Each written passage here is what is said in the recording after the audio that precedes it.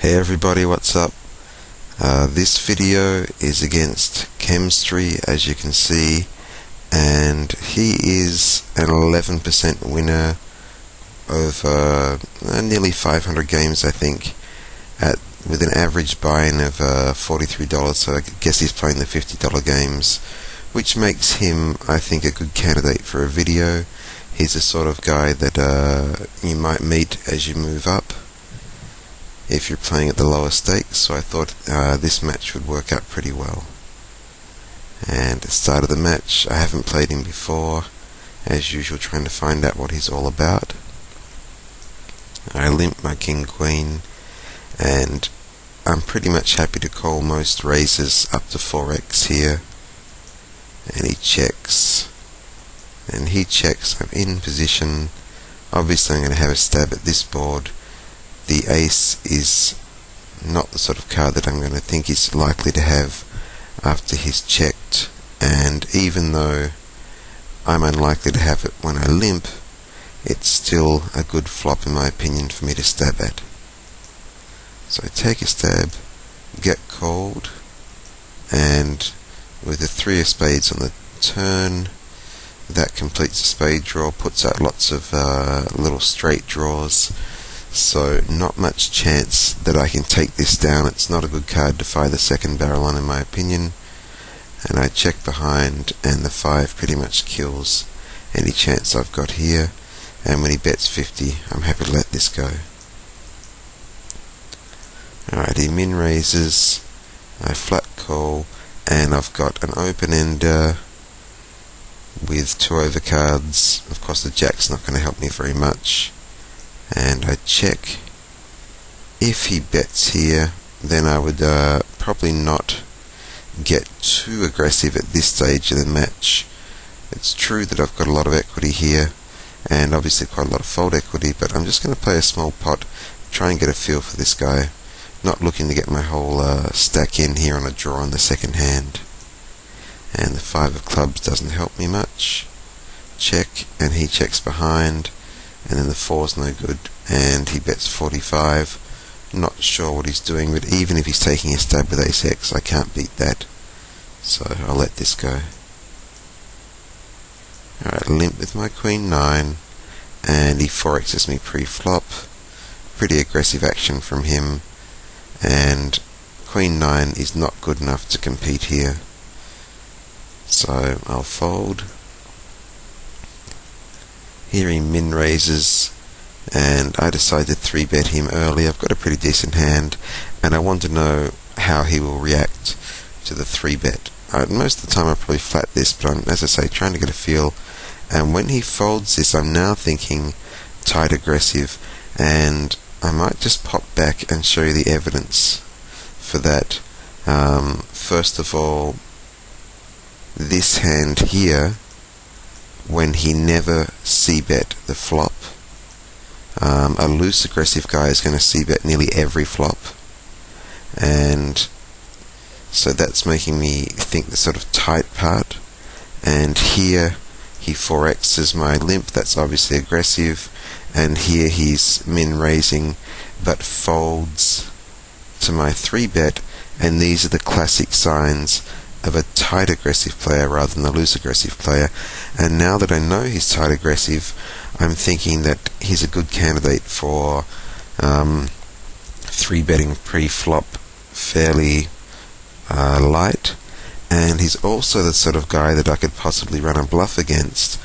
A loose aggressive player, you just don't want to take the chance of bluffing, but tight aggressive guys are bluffable, so I'll be looking for the right spot if it comes up.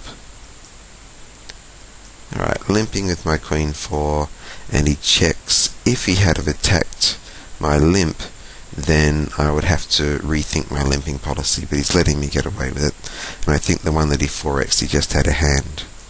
And here I've got the flush draw and a gut shot, and possibly an overcard. If he's got a 3 or a 5, I bet, get raised, and I'm not going to be getting all my chips in here, just going to flat. Jack on the turn doesn't help me, and he checks, so that's pretty easy for me to check behind. I'm not going to try and push him off.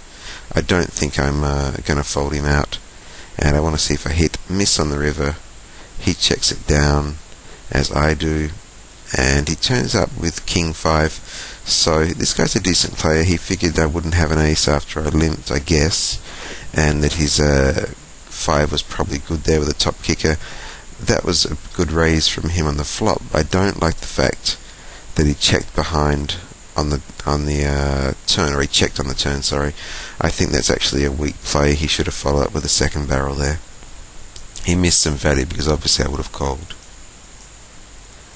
Alright, min raising, and my view on min raises is I will call them wide because of the implied odds, which I've stated in previous videos.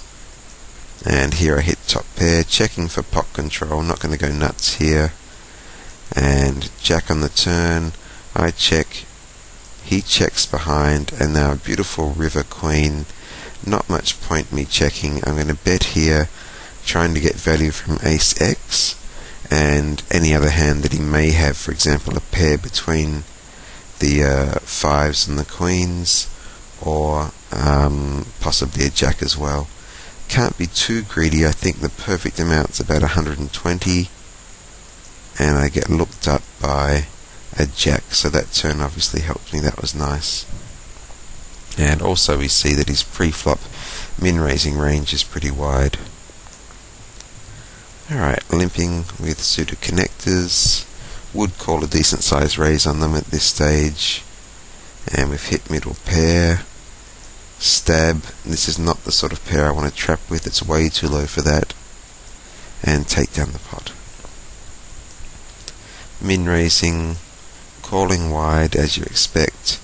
Not a good flop. Very low flush draw. No pair. And all I want now is basically to get out of the hand. And he obliges me by betting 45, so now I have an easy fold. Alright, queen 8 suited. Definitely good enough for a limp, and he's not attacking my limp. And furthermore, now that he's checked, I'll attack the paired board and see how he deals with that. And little minimum bet. Just looking at the bet sizing here, against these tight guys, you don't need to be betting more than minimum to take it down. And as you can see, that works. So no need for me to be stabbing for a full pot or whatever. Minimum works. Alright, the min raise, call. Well, let me amend that. Minimum works in limped pot. So basically I'm talking about half pot is enough.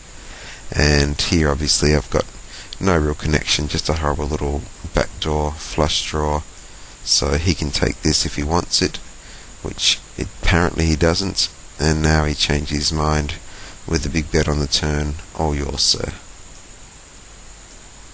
Alright, ace queen, and I elect to limp, and not a very nice flop, which he bets out on. This is a spot which is a big leak for a lot of players. Yes, I had a nice hand pre-flop, but post-flop I have ace high, basically no hand, no draw, and a tight aggressive player has bet here. I'm pretty sure I'm behind, and I need to find the fold button. So don't leak chips in those spots. It's a major leak of losing players, in my opinion, to call with what was a good hand but no longer is. Alright, here I try to 3-bet him again. Now, if you remember earlier, I said I'd be looking for spots to 3-bet him because I think it's profitable. It's profitable as long as you don't do it too much. And he folds, so I pick up his pre-flop raise there, which keeps me in the lead. And here we've got an open-ended straight draw on an overcard. He checks behind. I'm not going to bet because I don't really want to take down the pot. I'd rather try and hit something. And now on the turn, just a little stab. If he's got anything at all, any connection, I want him to call, for example, a 9 or an 8 or a king. I mean, it would be perfect if he had a king and we hit something like the 9 of hearts. But no dice there, he folds. And the min raise, which I deal with just by calling. I know it's difficult for a lot of people, but just consider the blinds a little bit higher and it's really just the equivalent of a limp. I check, and he's betting 90 into the 120 pot. No need for me to do anything silly here, and 4 on the turn looks like a pretty good card for me, unless he's got something like ace-3. Check, and he checks behind, and now I'll bet the river, mostly as a blocking bet and a sort of combination of blocking and value. I don't expect him to bluff this board because no cards have come which he can represent, so if I'm going to get any value I need to get it by betting 120, which is pretty light considering the pot size, just hoping to get called by maybe a 5, and he folds. Alright, limping, and he 4x's me. Looks a lot like a spite raise, but that's all good, he can have it. And he's min raising, and he checks.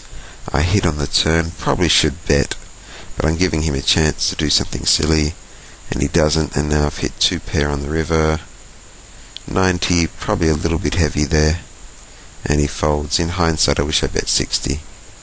Alright, limping, see if he's going to do his 4x trick again, which he doesn't, and he stabs out at this pot, and while when some people stab out it can be a bluff, I think in his case it's actually a hand. So once again, no hand, no draw, just over cards, let it go. Simple poker can work. Alright, calling. He bets this, and not much I can do there. And now we come to probably one of the more decisive hands of the match. I limp, get raised 4x, so I'm putting him on a pretty good hand here. I call, of course, with my pocket 3s, and this is a low flop, the sort of flop which I would think he's going to be missing half the time. He bets 160, I call, and now I've got a draw. I think if I can hit obviously a 7, very good chance I'd be good, or a 2. He checks, and I'm betting here to take it down right now if he's got something like ace-king or something. He calls. That worries me a bit. Don't think he's got an over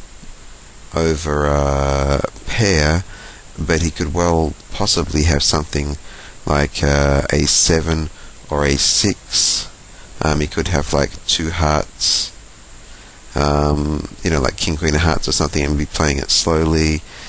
Basically, I think if he calls this on the turn, he does have something. Even ace-5 is possible. I mean, he would have taken a step or whatever. Now the 9 comes on the turn, and it is possible if he's got ace-6 or ace-4, ace-5, even pocket 7s or pocket 8s, that I'm behind here. And when he checks, I basically shove the whole pot at him, and I'm trying to give him, first of all, I'm trying to represent the 9, which, is a sort of plausible card for me to have. Don't think he's got a 9, and I'm trying to fold out a6, ace-4, ace-5, pocket sort of 7s or 8s, and he folds, thank goodness. It's possible I was good there, but I wouldn't be surprised at all if he was ahead and that bluff was necessary. And then I was that really crippled him. I think that was a good move. And now he abuses me in chat, telling me that he already knew he was bad. So I try and tilt him just by saying thank you, which is probably more annoying than if I argued with him. Alright, hitting middle pair here, and stabbing, take it down. Once more the min raise, and the chat war goes on in the background. It probably doesn't interest you much. Here I've hit, and not a nice turn card, so check it down, and we're good. Alright.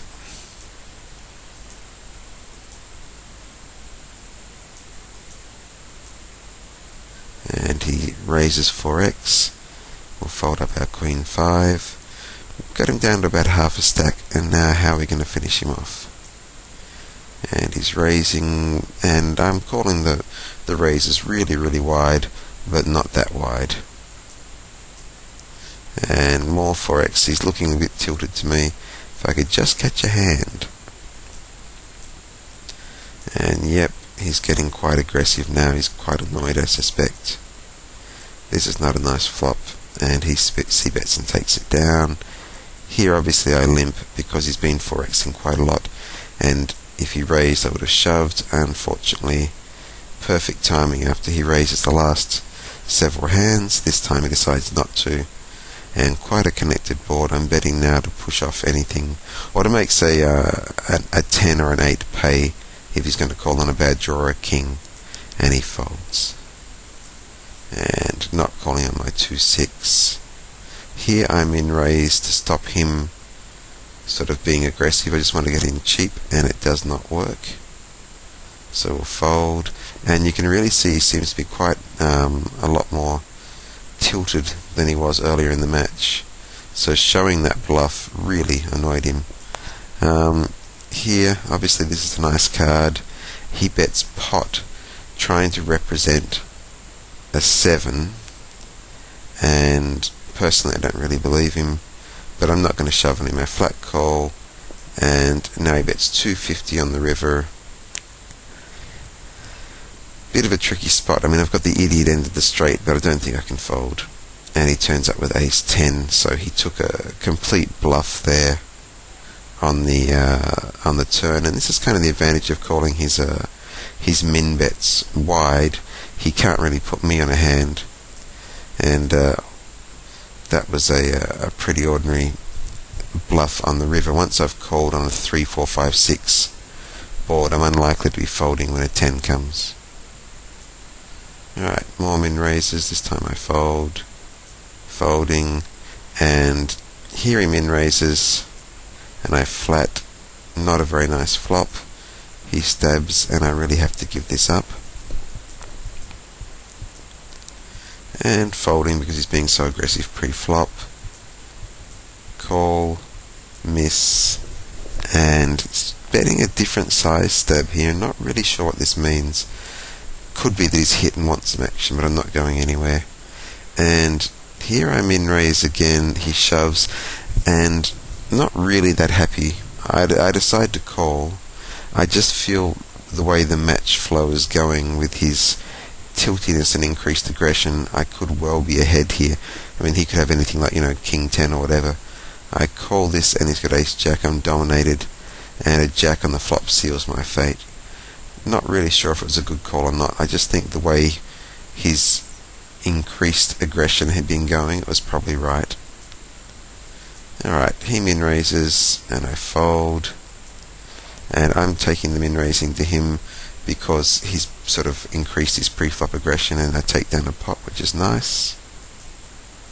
And here I try another light 3-bet, and he calls. Not really what I want. Not really a great flop either. I check, and now I've got a pair and a draw. Stab out, and luckily take that down, so I guess he must have called on goodness knows what, but I'm glad to take that pot down. Fold that, and he min raises. 3-bet him again. This time he folds, and I'm back in the lead. So, as I said at the start, looking for chances to 3-bet him, and that's worked very successfully, and also to bluff him, and that worked as well. I seriously think in that 3-3 hand I didn't have the best hand. Alright, flat call, nice flop. He bets, and raise him immediately because the board is so drawy. If he's got jack 9 or queen jack, I won't get any more chips from him unless he hits. And if he's got 2 clubs, I want him to shove now, or a worse king. Unfortunately, he has none of those. And we're at the 25-50 level. I limp, and he lets me hit middle pair and take it down. Here he min raises, and technically I could almost shove here. Just decide to flat, and it's not a terrible flop. I mean, unlikely to have hit his range. I could make a play here, decide just to call it, and now on the river I think there's a good chance my ace is good, so I bet 200 and get the fold. Here I limp. If he raises me, I'm shoving, and he has been known after he's lost a couple of hands to get very aggressive pre-flop. This time he checks. I hit 3 of a kind, and I check behind hoping he's going to hit something, and quads on the turn. Lovely, but I wish it would happen on a hand where he actually had something. And on the river the ace, and here I bet 100, hoping that he might call, trying to get a split, but nothing, so that was a waste of quads, never mind. And fold my jack 3 there, and here I'm raising. I like to raise to about 120, makes it harder for him to call in a min raise. I'm not a fan of the min raise, I think it's a horribly misused weapon. And he folds, so that was a nice steal. And make a pretty loose call here, pick up nothing. Now I've got a draw, not going to try and bet, and completely missed, so he can have that one. Alright, king jack, the raise, increasing my aggression level. Now the blinds are 25-50, get called, and this is a flop which he's unlikely to have hit, so I think I need to take it down decisively, a bet of about 150, enough that I'm not risking too much, and it makes it pretty hard for him to call. And he folds. 2-7 off suit, the hammer. He raises, and I let that go. Here we've got ace 2, raising, he shoves, and I'm not going to make the same mistake I did last time. I think I'll just fold. And pocket sixes, this is pretty much an easy shove, which I do. He's got ace king, so much stronger hand than I would have hoped for. Nice looking flop, nice looking turn, and I win the race. So what you can pick up from this match is, first of all, how to identify a tight aggressive guy as opposed to a loose aggressive guy. Sort of that they're not c-betting every flop, and they will sort of fold to your raises and so on. Once you've identified him as tight aggressive, you can try 3-betting them fairly light, sort of, and regularly, and also know that these guys are the guys that are susceptible to bluffs as opposed to the loose aggressive guys. So I hope you've enjoyed this one, and until the next one, run good.